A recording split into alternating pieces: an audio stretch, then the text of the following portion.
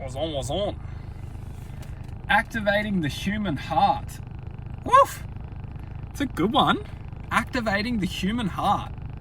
Well, how do you activate a human heart if you don't even know that the human heart is essentially one of the most powerful features of our essence to connect with a sense of accomplishment and a sense of purpose and a sense of truth and a sense of love and a sense of positivity and a sense of gratitude and a sense of kindness and a sense of generosity. The heart has a unique ability to share.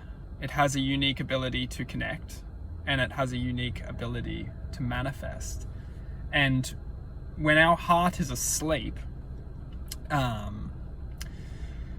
it's not about necessarily being asleep, but when our heart isn't activated, we essentially we can be living our lives by our minds.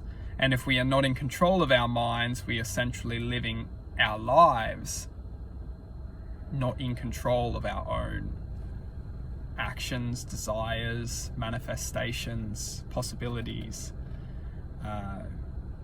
love. We're not in control of our own love, and once we activate our hearts, we can activate our connection to our own truth and our own purpose and our own internal integrity, our own internal truth, our own internal guidance. And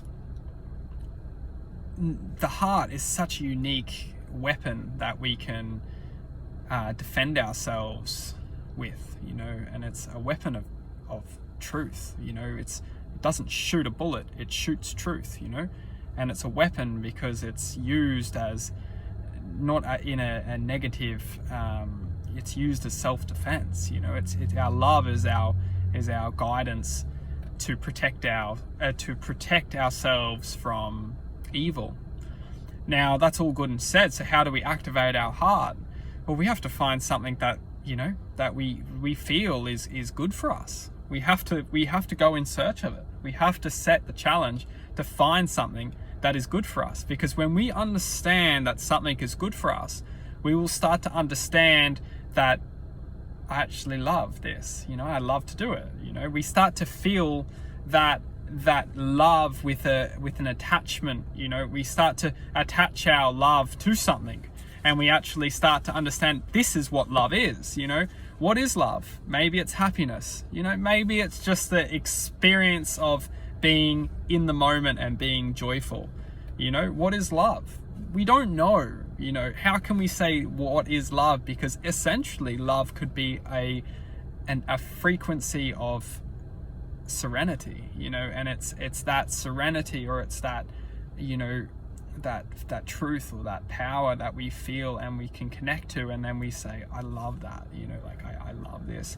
So, but to activate our own hearts and to go further into, understanding what we are, why we're here, and what we're doing, it's essential to activate our hearts, because our minds don't give us the chance to just discover who we are, or just don't discover what we're here for, or just don't let us discover what we need to do, because it's often the heartbreak which gives us that anger or that fight or that suffering or that choice that we then can, we can understand like the reality of this life or this world that we live in.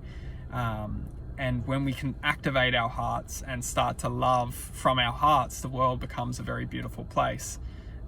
Yet when we are in our minds, maybe suffering in our minds, we're against our hearts, because our minds don't want our hearts to activate, because our minds know once our hearts activate, the mind loses its control.